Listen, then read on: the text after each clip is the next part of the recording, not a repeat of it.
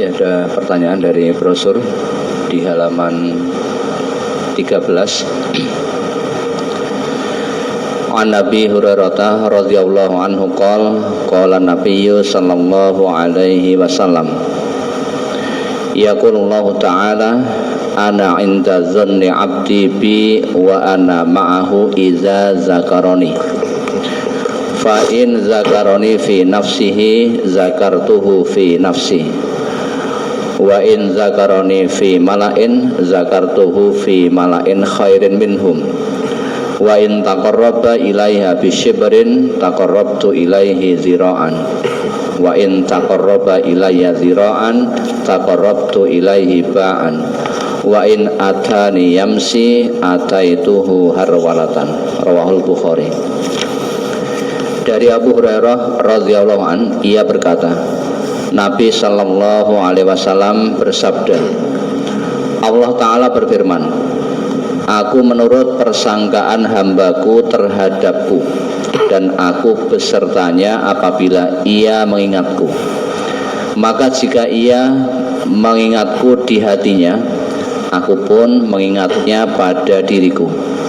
Dan jika ia mengingat atau menyebutku pada sekumpulan orang, maka aku menyebutnya dalam sekumpulan yang lebih baik daripada mereka. Dan jika ia mendekat kepadaku sejengkal, maka aku akan mendekat kepadanya sehasta. Jika ia mendekat kepadaku sehasta, maka aku akan mendekat kepadanya sedepa. Dan jika ia datang kepadaku dengan berjalan, maka aku akan datang kepadanya dengan berlari. Hadis riwayat Al-Bukhari. Bagaimana terkait dengan hadis ini? Di hadis Bukhari juz 8 halaman 171, aku menurut prasangka hambaku. Bagaimana sikap kita ketika berdoa memohon ampun kepada Allah? Apakah yakin akan diampuni atau ragu akan diampuni? Karena kami selalu takut dan was-was dengan dosa-dosa kami ketika berdoa mohon ampun kepada Allah Subhanahu wa ta'ala. Mohon tausiahnya.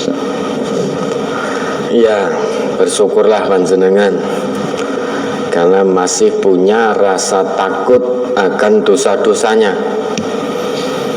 Ya, dimana saat ini banyak manusia, bahkan orang yang mengaku beragama Islam pun sudah tidak takut lagi untuk berbuat dosa, berbuat maksiat. Jangankan untuk memikirkan dosanya, larangan-larangan Allah dan Rasul pun banyak yang diterjang. Tidak peduli apapun bentuk larangannya. Ya, apakah mengambil haknya orang lain atau menumpahkan darah orang lain yang tidak dibenarkan dalam agama, ataupun juga menerjang segala bentuk larangan Allah dan Rasul, sehingga bendino itu berbuat dosa wis ora mikir. Ya, hanya untuk mengikuti hawa nafsu untuk mendapatkan kesenangan duniawi. Nah, maka panjenengan ini harus bersyukur Allah masih tanamkan rasa takut di hati panjenengan tentang dosa-dosa yang sudah dilakukan. Kenapa kok bisa begini, kok takut dengan dosa? Ya, ini karena ngaji. Manusia yang tidak mau ngaji artinya tidak mau mentadaburi Quran, tidak mau mentadaburi tuntunan Rasulullah, ya tidak percaya dengan adanya surga dan neraka. Panjenengan takut terhadap dosa-dosa itu karena yakin dan mengimani sepenuh hati bahwa akan ada kehidupan yang abadi sesudah kehidupan dunia ini selesai. Iman kalau ada perhitungan amal, sehingga hidup bukan hanya di dunia ini saja. Maka bersyukur kepada Allah. Hamba Allah yang beriman itu kalau mengingat dosa-dosanya itu takut seperti kaya arep kejugrukan gunung, mau kejatuhan bukit, kejatuhan gunung, saking takutnya. Nah, di dalam hadis qudsi tadi Allah telah menegaskan maha kasih sayang Allah kepada hambanya.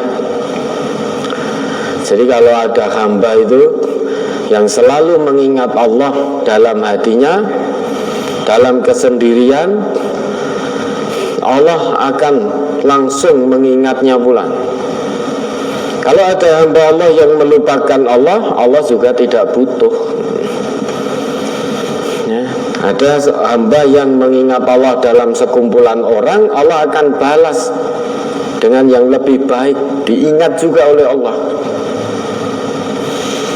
Kalau ada seorang hamba mendekat kepada Allah ya, dengan sejengkal, maka Allah langsung sambut. Taqarrabtu ilaihi ba'an, taqarrabtu ilaihi dzira'an. Allah akan mendekat menyambut hamba tersebut dengan sehasta. Jadi dengan yang lebih cepat, lebih cepat. Kalau ada seorang hamba mendekat kepada Allah sehasta, Allah akan datang langsung menyambut sedepak. Kalau ada yang datang kembali tobat kepada Allah dengan berjalan, maka Allah akan menyambut dengan berlari. Saking maha kasih sayangnya Allah terhadap hambanya yang mau kembali kepada Allah. Lah, kalau kita berdoa memohon kepada Allah, ya harus yakin Allah itu maha mengabulkan doa. Ya. Doa yang tulus dengan penuh keyakinan, hanya memohon dan berharap kepada Allah, maka Allah akan mengabulkan dengan syarat-syarat doa yang dikabulkan. Dipenuhi syarat-syarat doa untuk dikabulkan oleh Allah, dipenuhi dulu. Salah satunya jangan sampai ada makanan maupun minuman yang masuk ke tubuh kita dengan cara haram, karena itu bisa menjadi sebab terhalangnya doa seseorang ya, pagi, siang, sore, malam terus berdoa kepada Allah, tetapi makanannya, minumannya yang setiap saat dikonsumsi didapat dari cara yang haram, sehingga dagingnya ada yang tumbuh dari makanan minuman yang haram. Nah, itu tidak akan dikabulkan doanya oleh Allah. Pakaiannya ya, apa yang dipakai juga didapat dari cara yang haram. Nah, sekalipun berdoa Allah tidak akan penuhi, tidak akan dijawab oleh Allah. Lawang syarat terkabulnya doa saja tidak dipenuhi oleh seorang hamba. Selain itu, berdoa kepada Allah harus dengan keyakinan. Jangan coba-coba, jangan ragu-ragu kepada Allah. Yakin betul bahwa Allah itu maha mengabulkan doa. Ud'uni astajib lakum. Ya, berdoalah kamu sekalian kepadaku, kata Allah begitu. Niscaya akan aku jawab, akan aku kabulkan doa-doamu. Nah, kalau kita ragu, tak ndonga ditampa orang kok gekek ra ditampa, gekek enggak dikabulkan oleh Allah. Nah, kalau itu yang kita lakukan, ada perasaan ragu kepada Allah bahwa doanya tidak akan dikabulkan oleh Allah, ya tentu tidak akan terkabul. Karena kita kepada Allah itu harus yakin sepenuh hati. Tidak ada yang sulit bagi Allah. Namun demikian, ya, jangan mendikte Allah. Ya. Mohon ampun kepada Allah. Allah maha mengetahui kewajiban kita sebagai seorang mukmin itu memohon, berdoa, bergantung hanya kepada Allah. As-Somad itu hanya Allah. Tempat bergantung kita itu hanya Allah, jangan kepada yang lain-lain. Kalau kita hanya bergantung kepada Allah, Allah tidak akan pernah mengecewakan hambanya yang beriman kepadanya. Beda kalau kita bergantung dengan manusia ya. kebanyakan kita akan kecewa kalau bergantung berharap kepada manusia. Sekali, dua kali kita berharap kepada manusia dengan meninggalkan Allah, bisa puluhan kali kita kecewa kepada manusia. Karena manusia itu tidak akan bisa memberikan apapun, lebih-lebih kemuliaan dunia akhirat. Manusia tidak bisa. Yang bisa memberikan kemuliaan dunia akhirat itu hanya Allah. Coba diingat kembali itu Quran surat Fatir ayat 10. Man kana yuridul izzah falillahil izzatu jami'ah ilaihi yas'adul kalimut tayyib wal amalus solih yarfa'u. Surat 35, Surat Fatir surat 35 ayat 10. Man kana yuridul izzata falillahil izzatu jami'a ilaihi yas'atul kalimut thayyibu wal amalus sholihu yarfa'u walladzina yamkuruna sayyiati lahum adzabun syadid wa makru ulaika huwa yabur. Barang siapa yang menghendaki kemuliaan, maka bagi Allah lah kemuliaan itu semuanya. Kepadanya lah naik perkataan-perkataan yang baik dan amal yang soleh dinaikkannya. Dan orang-orang yang merencanakan kejahatan, bagi mereka azab yang keras dan rencana jahat mereka akan hancur. Ya toh? Man kana yuridul izzah, bagi siapapun, man kana siapapun ya, yang menghendaki kemuliaan, jangan cari kemuliaan dengan ngemis-ngemis kepada manusia, rugi. Karena manusia yang kita datangi juga tidak akan bisa memberikan kemuliaan apapun. Ya, paling kemuliaan kalau tolak ukur manusia itu hanya materi duniawi yang semu. Yang punya materi duniawi itu Allah. Allah itu pemilik kerajaan langit dan bumi. Maka kalau ingin mencari kemuliaan, jangan berharap kepada manusia. Jangan ngemis-ngemis kepada manusia dengan menjual akidah, dengan menjual agama ini. Ngemis kesana kemari kepada manusia, mengharap kemuliaan, kedudukan misalkan. Nah, ini ada kok. Ya, di satu tempat pekerjaan itu kebetulan dia seorang bawahan, seorang karyawan sedang sholat. Padahal sudah Allahu Akbar.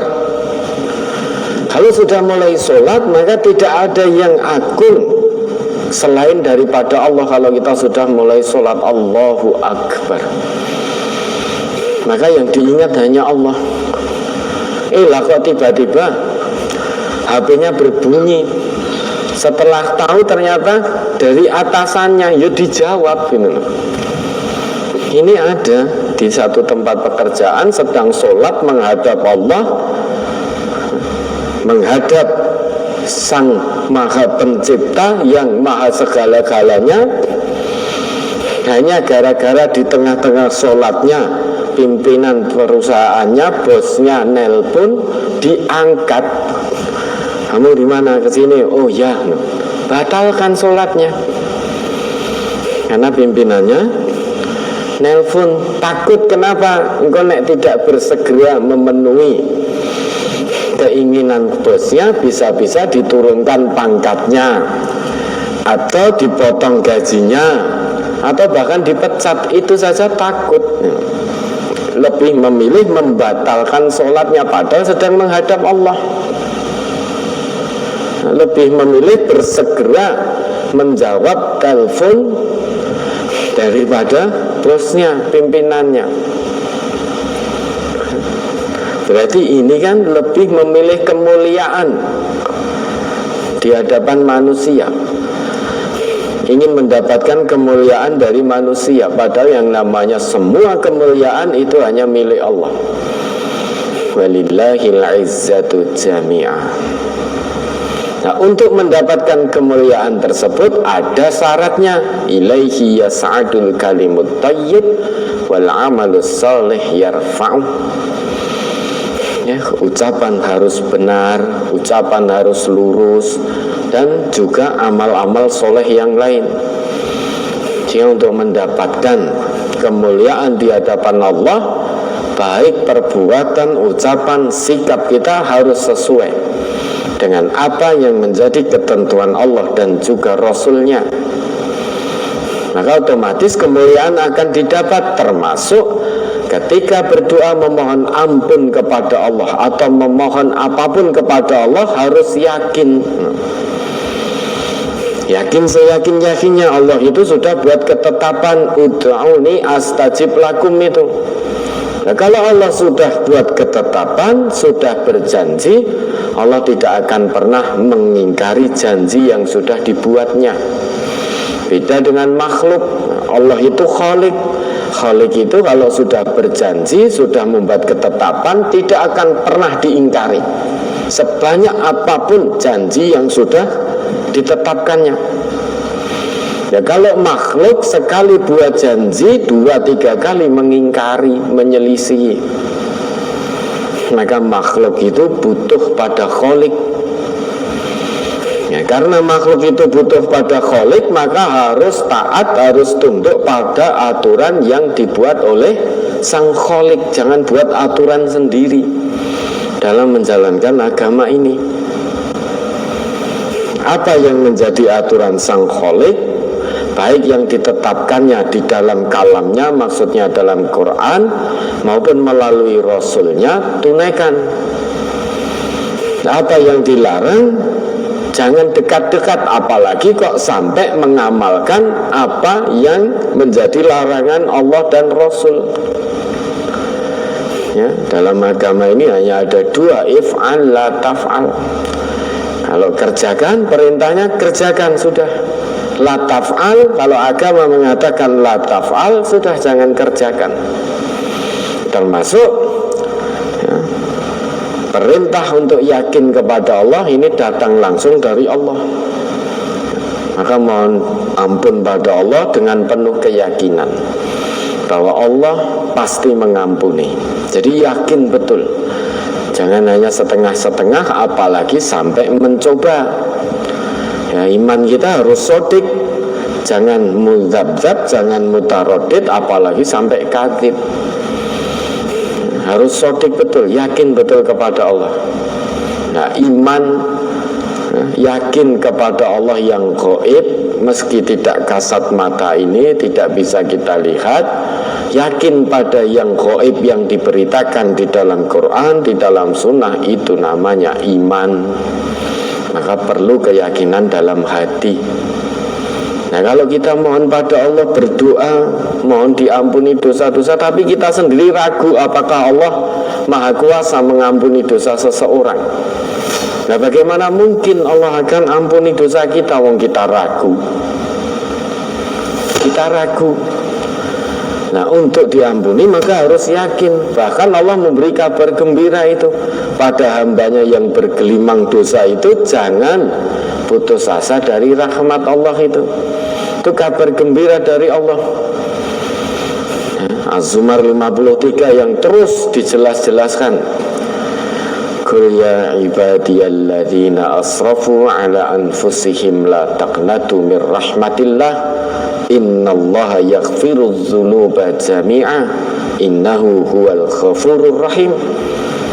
Kurang yakin apa kalau Allah sudah menetapkan, sudah menjanjikan sesuatu, bahwa bagi hamba Allah sekalipun bergelimang dosa, dosanya setinggi langit, sedalam lautan, namun kalau dia mau kembali kepada Allah, bertobat, berhenti dari dosanya, la taqnatu mir rahmatillah, jangan putus asa dari rahmat Allah, sebesar apapun dosa seorang hamba tersebut. Ya, kenapa kok kita diminta oleh Allah jangan pernah putus asa dari rahmat Allah, meskipun dosa kita sebanyak buih di lautan? Karena Allah itu maha mengampuni semua dosa. kecuali dosa-dosa syirik, ya. Dosa menyekutukan Allah. Maka jangan pernah putus asa. Innahu huwal ghafurur rahim. Karena sesungguhnya Allah itu maha pengampun, maha penyayang. Maka yakin kepada Allah, mohon ampun.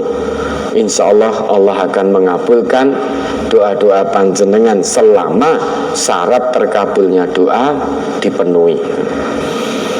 Ya, ada lagi.